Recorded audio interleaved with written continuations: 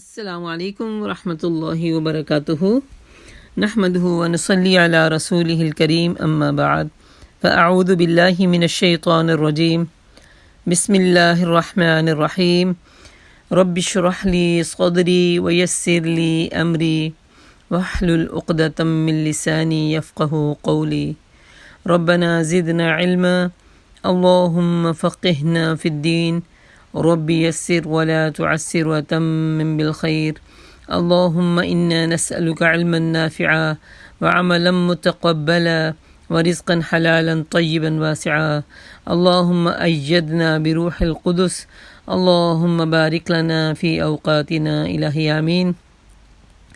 سب کو ویلکم کرتی ہوں اس دعا کے ساتھ کہ اہلا و سہلا و مرحبا، یا رب بنا دے ہم سب کو اہل القرآن و اہل التقوی و مغفرہ، الہی آمین ثم آمین۔ سورۃ النحل آیہ نمبر 101۔ اعوذ باللہ من الشیطان الرجیم بسم اللہ الرحمن الرحیم وَإِذَا بَدَّلْنَا آيَةً مَكَانَ آيَةٍ وَاللَّهُ أَعْلَمُ بِمَا يُنَزِّلُ قالوا إنما أنت مفتر بل أكثرهم لا يعلمون قل نزله روح القدس من ربك بالحق ليثبت الذين آمنوا وهدى وبشرى للمسلمين وَإِذَا بَدَّلْنَا آيَةً مَكَانَ آيَةٍ وَاللَّهُ أَعْلَمُ بِمَا يُنَزِّلُ۔ جب ہم ایک آیت کی جگہ دوسری آیت نازل کرتے ہیں تو اللہ بہتر جانتا ہے وہ کیا نازل کرے، اور یہ لوگ کہتے ہیں کہ تم قرآن خود گھڑتے ہو۔ اصل بات یہ ہے کہ ان میں سے اکثر لوگ حقیقت سے ناواقف ہیں۔ ان سے کہیے اسے روح قدس نے ٹھیک میری طرف بتدریج نازل کیا ہے تاکہ ایمان لانے والوں کے لیے ایمان کو پختہ کرنے کا ذریعہ بنے، اور فرما بردار اس سے زندگی کے معاملات میں سیدھی راہ پکڑ لیں، اور انہیں فلاح اور سعادت کی خوشخبریاں ہیں۔ ہمیں معلوم ہے یہ لوگ تمہارے متعلق کہتے ہیں کہ اس شخص کو ایک آدمی سکھاتا پڑھاتا ہے، اور جس سے الزام لگاتے تھے وہ اجمی تھا، چونکہ پڑھا لکھا تھا، اس کی طرف لگا رہے ہیں کہ ان سے پڑھ لکھ کے آتے ہیں، ادھر آ کے ہم سے باتیں کر رہے تھے۔ حالانکہ ان کا اشارہ جس طرح آدمی تھا وہ اس کی زبان اجمی تھی، عربی جان تھا ہی نہیں، اور یہ صاف عربی زبان ہے۔ حقیقت یہ ہے کہ جو لوگ اللہ کی آیات کو نہیں مانتے، اللہ کبھی ان کو صحیح بات تک پہنچنے کی توفیق نہیں دیتا۔ یہ سب سے بڑی بدبختی ہے۔ جو اللہ کی کہی ہوئی بات پہ حکم کو مانتا نہیں ہے نا، اللہ کی بات کو سیریس نہیں لیتا، اللہ تعالیٰ اس کو پھر ہدایت لینے سے بھی دور کر دیتا ہے۔ وَلَهُمْ عَذَابٌ أَلِيمٌ، ان کے لیے دردناک عذاب ہے۔ جھوٹی باتیں نبی نہیں گھڑتا، بلکہ جھوٹ وہ لوگ گھڑ رہے ہیں جو اللہ کی آیات کو نہیں مانتے، وہی حقیقت میں جھوٹے ہیں۔ جو شخص ایمان لانے کے بعد کفر کرے اور اگر مجبور کیا گیا تو دل اس کا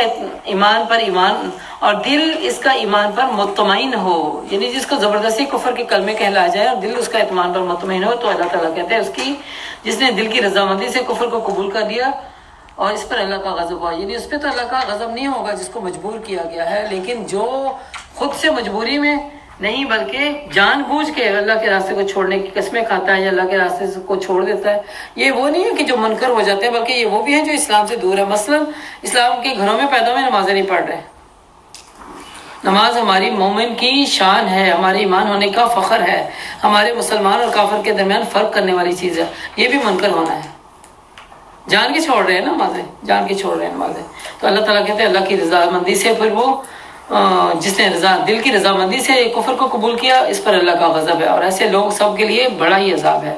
یہ اس لیے کہ انہوں نے آخرت کے مقابلے میں دنیا کی زندگی کو پسند کر لیا ہے، اور اللہ کا قاعدہ ہے کہ وہ لوگوں کو راہ نجات نہیں دکھاتا جو اس کی نعمت کا کفران کریں۔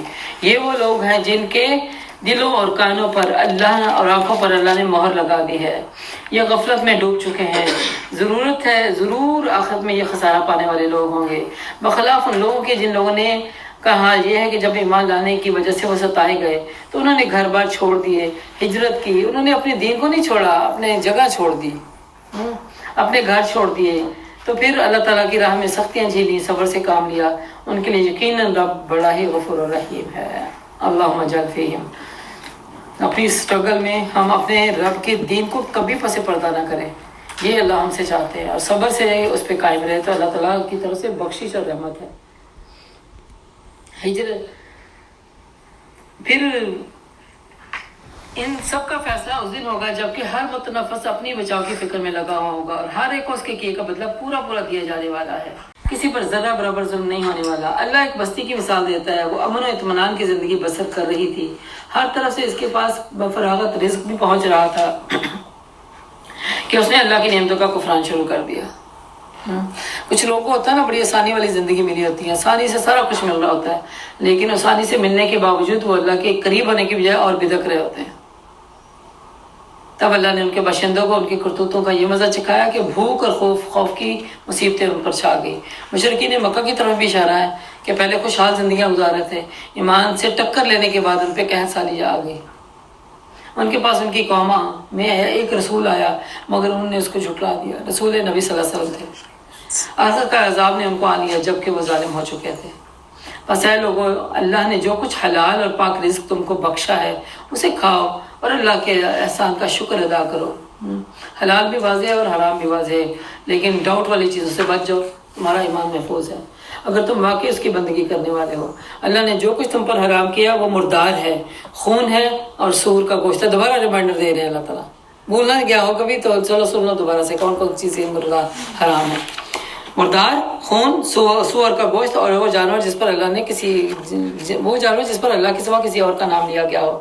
البتہ بھوک سے مجبور ہو کر اگر کوئی ان چیزوں کو کھا لیتا ہے بغیر اس کے کہ وہ قانون الہی کی خلاف ورزی کا خواہش مند ہو یا حد ضرورت سے تجاوز کا مرتکب ہو، ضرورت تھوڑی تھی زیادہ کھا لیا مزہ لینے کے لیے، تو یقیناً اللہ معاف کرنے والا اور رحم فرمانے والا ہے۔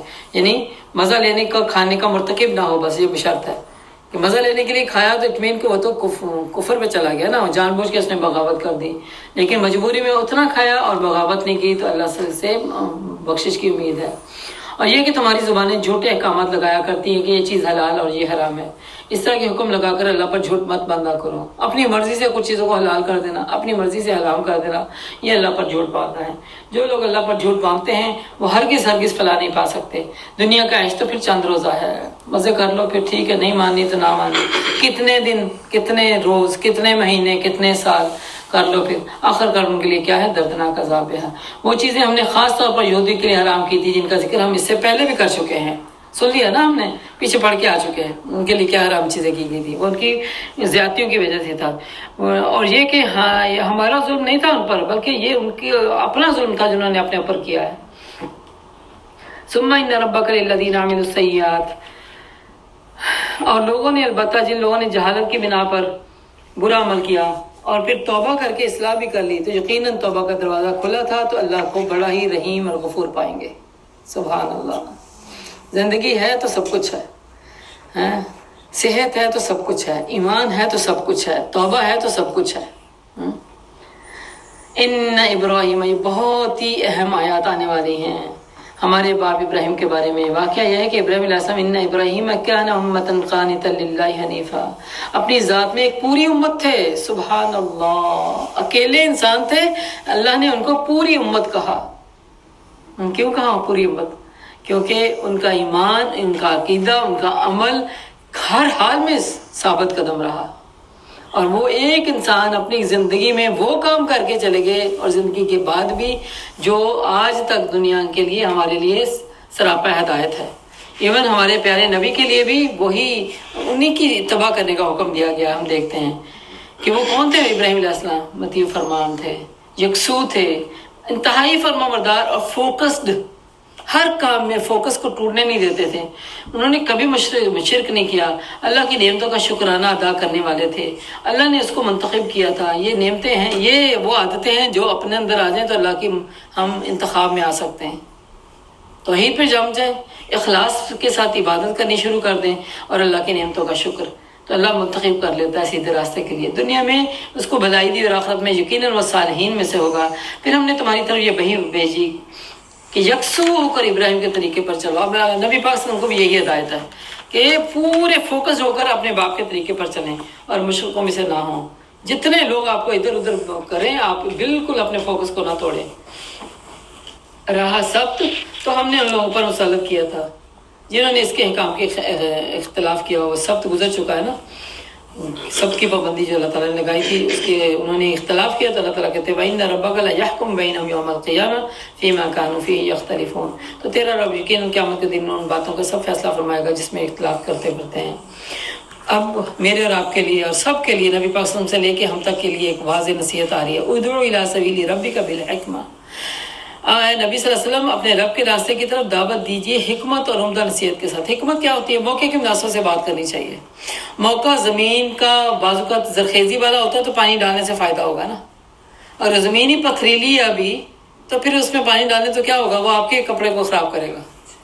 سم ٹائم کیا ہوتا ہے انسان ایسی نیک باتیں بعض نصیحت کرنے لگتا ہے بے موقع، اور وہ انسان کو ہدایت کا ذریعہ دینے بجانے کی بجائے کیا ہوتی ہے، بننے کی بجائے کیا ہوتا ہے کہ وہ اس کو کفر میں اور لے جاتا ہے، اور بلکہ وہ آپ کو بھی ڈاؤٹ کر دیتا ہے، آپ کے اوپر بھی کوئی نہ کوئی ایسی باتیں کر دیتا ہے۔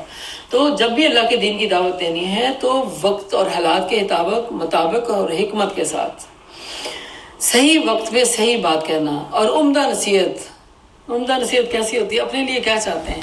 پیار چاہتے ہیں، ادب بھی چاہتے ہیں، رسپیکٹ بھی چاہتے ہیں، کوئی ہماری بات ہمارے ساتھ معاملہ کرے تو ہماری عزت کے وہ خیال رکھتے ہوئے، ہمیں نیچا نہ گراتے ہوئے کرے، ہمیں آر نہ دلاتے ہوئے کرے، ہم چاہتے ہیں نا، تو نصیحت ایسے ہی کرنی چاہیے کہ کسی کو ہم آر نہ دلائیں، ایسا نہ فیل کرائیں کہ وہ تو پرے کنارے پہ ہے تو بڑا اونچی مینار پہ بیٹھا ہوا ہے، تو اس آر کی وجہ سے وہ بیچارہ وہ پھر اٹھ ہی نہیں سکتا، تو مت آر دلائیں، عمدہ نصیحت کے ساتھ ان کو نصیحت کریں، اور لوگوں کے ساتھ بحث بھی نہ کریں۔ اگر بحث کرنی ہے تو کیسی کرنی ہے؟ بہترین، احسن۔ ڈیبیٹ کرنے کی بات آ جائے تو نرم خوئی کے ساتھ، دلائل کے ساتھ، حکمت کے ساتھ، قرآن و سنت کے اصولوں کے ساتھ بات رکھی جائے، اس میں کوئی مذائقہ نہیں ہے۔ ان ربک هو اعلم بمن ضل عن سبیلہ، اللہ کو خوب پتہ ہے کون اس کی راہ سے بھٹک گیا اور کون راہ راست پر ہے۔ اگر تم لوگ بدلہ لو تو بس اس قدر لو جس قدر تم پر زیادتی ہوئی ہے۔ سبحان اللہ۔ ایک صحابہ کے بارے میں آتا ہے کہ ان کے پاس ایک غلام تھا جو جان بوجھ کے حکم عدولی کرتا تھا، تو ان کو تھوڑا غصہ آیا، انہوں نے اللہ کے نبی سے پوچھا کہ کیا میں اس کو ذرا دے سکتا ہوں سزا؟ تو اللہ کے نبی نے فرمایا کہ اگر تمہارے پاس اسکیل ہے نا تو دے دو، پیمانہ ہے نا تمہارے پاس کہ کتنی اس سے زیادتی کی، تم کتنا اس کا بدلہ دے رہے ہو۔ تو انہوں نے آ کے گھر میں آ کے اس کو آزاد کر دیا تھا۔ یہ ہے کہ اتنا کتنا، دیکھیں تھپڑ کا جواب بھی تھپڑ ہے، لیکن اس تھپڑ میں اسٹرینتھ آپ کی طرف سے زیادہ ہوگی تو زیادتی ہوگی۔ کہنے کو آپ نے ایک ہی تھپڑ دیا، اس نے تھپڑ مارا، آپ نے بھی تھپڑ مار دیا، لیکن وہ تھپڑ مارنے والا آپ سے کمزور تھا، اس کا تھپڑ کا جو تناؤ تھا وہ کم تھا، آپ کا ہاتھ ذرا بھاری تھا، آپ نے تھپڑ لگایا تو صحیح توبہ طبق اس کے روشن کر دیے، تو یہ زیادتی ہے۔ تو زیادتی کرنے والوں سے اللہ پوچھے گا، یہاں منع کیا گیا کہ تم ان سے بدلہ لینا ہے تو اتنا بدلہ لو جتنا جس میں کسی کی زیادتی نہ کی گئی ہو، لیکن اگر تم صبر کرو یعنی درگزر کرو، چھوڑ دو، یقیناً یہ صبر کرنے والوں کے حق میں پھر بہتر ہے۔ یعنی زیادتی کا جو کہتے ہیں نا بیلنس کا لیول تو ہمارے پاس ہاتھ میں ہے ہی نہیں، بہتر ہے پھر اسے چھوڑ دو اس کے راستے میں۔ اے محمد صلی اللہ علیہ وسلم صبر سے کام کیجئے، اور تمہارا یہ صبر اللہ ہی کی توفیق سے ہے، صبر مانگتے رہنا چاہیے، صبر خود سے خود نہیں آتا، خود سے خود نہیں آتا۔ تو صبر، ربنا افرغ علینا صبر، ربنا افرغ علینا صبر وتوفنا مع المسلمین، وہ جو تھے نا جادوگر، کتنی خوبصورت دعا کر گئے، وہ دین ماں کے پیٹ سے سیکھ کے آئے تھے، ایک سیکنڈ میں ان کی دنیا بدلی ہے، تو انہوں نے کس طرح اپنے رب کو پکارا کہ اے رب ہمیں صبر کا فقدان دے اور ہمیں فرما برداروں کے ساتھ فوت کرنا۔ تو یہ بہترین دعا ہے، سورۃ الاعراف میں پائی جاتی ہے۔ ان لوگوں کی حرکات پر رنج نہ کرو، ان کی چال بازیوں پر دل تنگ نہ ہو، اللہ ان لوگوں کے ساتھ ہے جو تقوی سے کام لیتے ہیں اور احسان کا عمل کرتے ہیں۔ اللہ کا ہمیشہ ساتھ کن لوگوں کے ساتھ ہے؟ یہ دو لوگ جو ہیں، ایک تو اللہ سے ڈر کے معاملہ کرتے ہیں، دوسرا احسان کے لیول پہ کام کرتے ہیں، اللہ کی مدد ان کو ہر آن ملتی پہنچتی رہتی ہے۔ وآخر دعوانا الحمدللہ رب العالمین۔ تلاوت سنیے۔ إن إبراهيم كان أمة قانتا لله حنيفا ولم يك من المشركين شاكرا لأنعمه اجتباه وهداه إلى صراط مستقيم وآتيناه في الدنيا حسنة وإنه في الآخرة لمن الصالحين ثم أوحينا إليك أن اتبع ملة إبراهيم حنيفا وما كان من المشركين إنما جعل السبت على الذين اختلفوا فيه وإن ربك ليحكم بينهم يوم القيامة فيما كانوا فيه يختلفون ادع إلى سبيل ربك بالحكمة والموعظة الحسنة وجادلهم بالتي هي أحسن إن ربك هو أعلم بمن ضل عن سبيله وهو أعلم بالمهتدين وإن عاقبتم فعاقبوا بمثل ما عوقبتم به ولئن صبرتم لهو خير للصابرين فاصبر وما صبرك إلا بالله ولا تحزن عليهم ولا تك في ضيق مما يمكرون إن الله مع الذين اتقوا والذين هم محسنون. اللہ سے دعا ہے کہ اللہ پاک جو کچھ ہم نے سیکھا سمجھا پڑھا پڑھایا اللہ پاک اس کو عمل کی توفیق میں لا دے اور قبول فرمائے اور ہمیں اپنے باپ کے نقش قدم پہ چلائے. ہمارے باپ ابراہیم علیہ السلام جن کو اللہ تعالیٰ نے کہا کہ وہ یکسو تھے فرما بردار تھے اور کبھی شرک کرنے والوں میں سے نہیں تھے. اللہ ہمیں ان کے نقش قدم پہ چلائے, ہمیں اپنے نبی کی اتباع کرنے والا بنا دے. اللہ ہمیں بہترین عمل کرنے والا بنا دے. اللہ ہمیں صبر اندیل دے. اللہ ہمیں تقوی پہ ثابت قدمی دے دے. اللہ ہمیں شکر اور ذکر کرنے والا بنا دے. اللہ ہمیں ذاکرین اور شاکرین میں لکھ دے. اللہ ہمیں ایسے لوگوں کا ساتھ دے دے جن کے ذریعے سے ہم اللہ کی پہچان میں اور مزید مستحکم ہو جائیں. اللہ ہمارے معاملات کی اصلاح فرما دے. ہماری اولادوں کو اللہ تعالیٰ اپنی ہاں سے حفاظت کے ذریعے عطا فرما. اللہ ان کو ہم تیرے سپرد کرتے ہیں تو ان کی حفاظت فرما. شیطان کے شر سے اور شیطانی لوگوں کے شر سے ہم سب کی حفاظت فرما. ہماری اولادوں کی حفاظت فرما. ہماری نسلوں کی حفاظت فرما. ہمارے والدین پہ رحم فرما. یا اللہ جو بوڑھے ہیں اس دنیا میں ہیں اللہ تعالیٰ ان پہ رحمت کر, معاملہ کر. ان کی بزرگی کو سلامت رکھ, ان کی عقلوں کو سلامت رکھ. ان کو اپنے علاوہ کسی کا محتاج نہ کرنا مگر جو تجھے پیارے ہو گئے ہیں. اللہ ان پہ کروڑوں ہاتھ ان کے درجات بلند فرما. ہماری ایک ایک ورڈ ایک ایک حرف کی نیکی ان کے حق میں ثواب جاریہ بنا دے. یا اللہ ہمارے عمل کو ثواب جاریہ بنا دے. یا اللہ ہمارے عمل کو ثواب جاریہ بنا دے. ہمارے بڑوں کے لیے اور ہمارے بچوں کو ہمارے لیے ثواب جاریہ بنا دے. یا اللہ ہم سے راضی ہو جا. یا اللہ تو ہم سے راضی ہو جا. ہماری اس خدمت کو قبول فرما لے اور اس میں کی کمی کوتاہی کو معاف فرما دے. جو زبان کی لغزش ہے وہ اللہ تعالیٰ اس سے میں تیری پناہ چاہتی ہوں تو اس سے مجھے محفوظ فرما اور میرے سننے والوں کو بھی محفوظ فرما. جو سچائی ہے اس پہ ہمیں ثابت قدمی دے اور اس کے اوپر عمل کرنے کی توفیق عطا فرما. وصلی اللہ تعالی علی حبیبہ وخیر خلقہ محمد وعلی آلہ واہل بیتہ وازواجہ وذریاتہ اجمعین برحمتک یا ارحم الراحمین. السلام علیکم ورحمۃ اللہ وبرکاتہ. وعلیکم السلام ورحمۃ اللہ.